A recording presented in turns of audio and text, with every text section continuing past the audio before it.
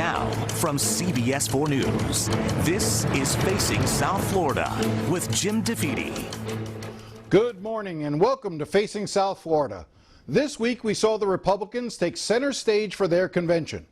Republicans drew sharp contrasts with Democrats, portraying Joe Biden as a captive of the radical left while trying to rewrite the history of the Trump administration on everything from the president's handling of the coronavirus to his views on immigration.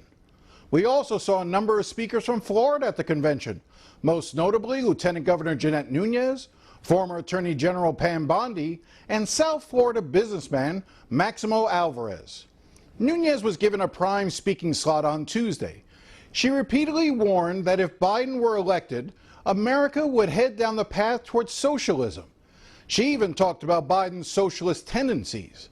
The day after her speech, I had a chance to talk to her and ask her why she repeatedly used the word socialist in her address. When you listen to, for example, his vice presidential candidate talk about eliminating private insurance, and I think that that's something that they're looking to do. I think that if you look again at Medicare for all and what that means and what it will mean for our seniors, really and truly, but I do believe that there is concerns with what direction they're heading in. I do believe there's concerns just overall with regards to, and it's not just about socialism, it's also about what we stand for as a country, and again, the increase in taxes, defunding the police, all of those themes that lead to a platform that I believe is dangerous for this country. Okay, but just to clarify a couple of things, Joe Biden has not said he's for Medicare for all. It's one of the things that he was criticized about during the Democratic primary, the fact that he did not advocate that, spoke out against the idea of eliminating private insurance, and he has also said that he's not in favor of defunding the police. So I guess what I'm trying to understand is, why do Republicans feel the need to distort Biden's record to make the case against him by saying he's for these things when he's against them? Well, I don't think you need to distort his record. He has a very lengthy record of 4+ decades in Congress, and he'll have to answer for a lot of the decisions and non-decisions that he's made in his career.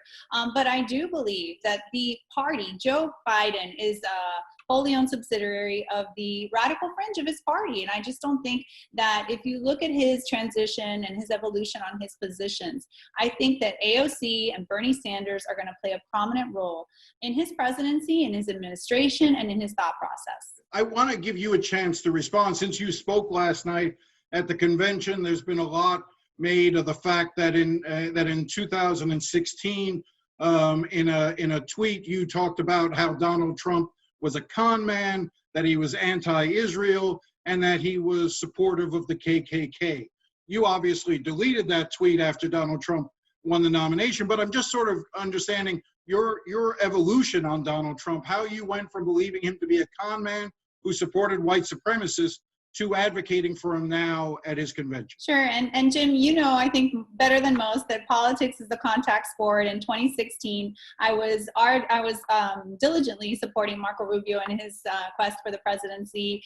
Marco's been a close personal friend of me and my family's for a long time. In the heat of the moment, you say things.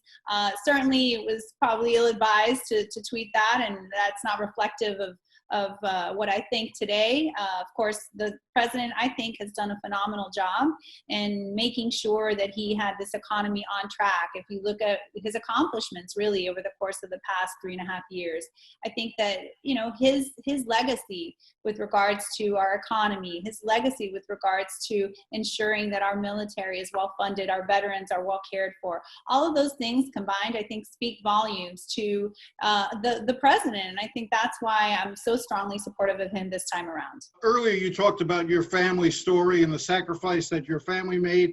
It's a beautiful story that so many in South Florida understand, the immigrant story of folks who come here and see their sons and daughters doing well and thriving in the country. And we heard from Maximo Alvarez earlier in the convention, a very emotional speech.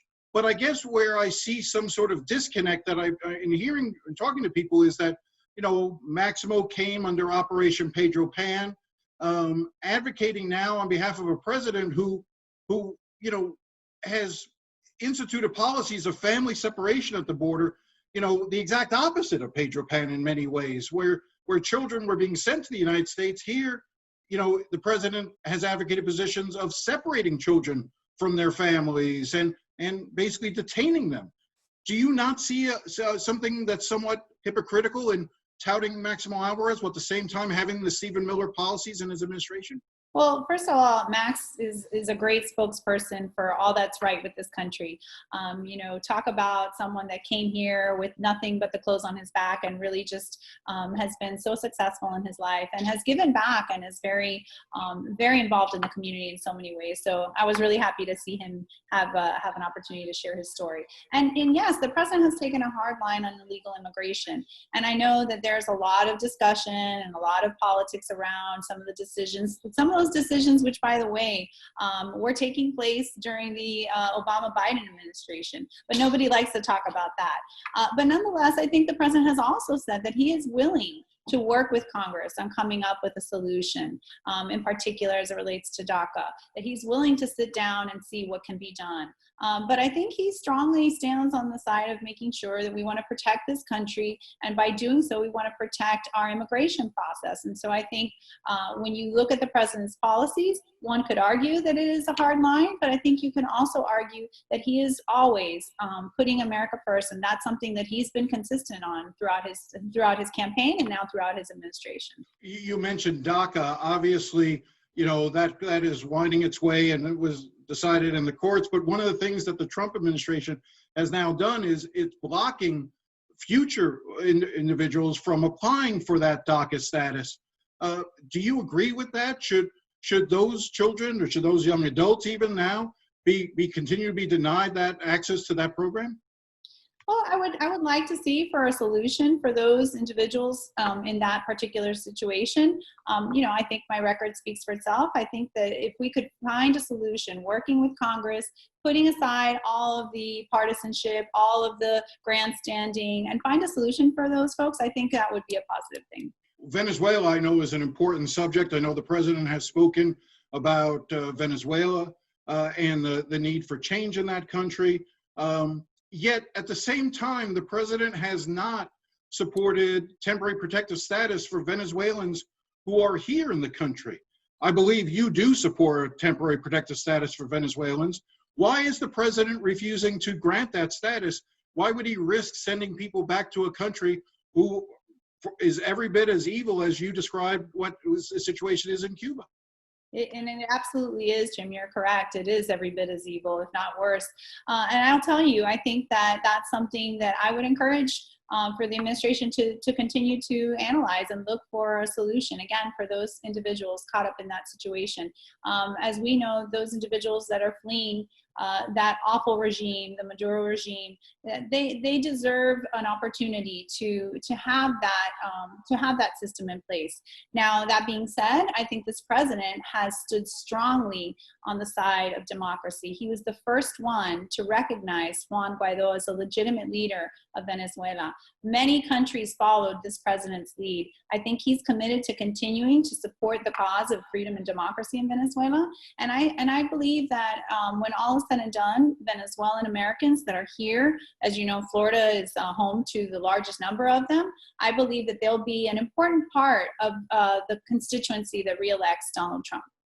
But why do you think it hasn't taken place yet? I guess that's what I'm trying to get at is, what does it say about the internal struggle of the administration, the Stephen Miller wing of the White House versus others like yourself who would advocate granting that protective status for Venezuelans? What does it say that this administration has failed to do it as of right now, knowing everything that's going on in Venezuela? Well, I mean, I wouldn't be able to speak to what's going on internally and all the dynamics. I know it's a complicated issue, and I don't think it's something that's just as easy as waving your magic wand and getting it done. I know there's a lot of things that go into consideration in terms of the longevity of the program and how do you ensure that, once the situation, which is the end goal, right? The end goal is to ensure that Venezuelans can stay in their country, the country that was once the most prosperous in the region. So I think there's a lot that goes into play, and I really wouldn't be able to speak to why it hasn't been done or what will it ever be done. But I do believe the president is committed to helping solve that issue in Venezuela. When we come back, State Senator Joe Gruters, chairman of the Republican Party of Florida, and later we hear from an immigration advocate on her reaction to the Republican convention.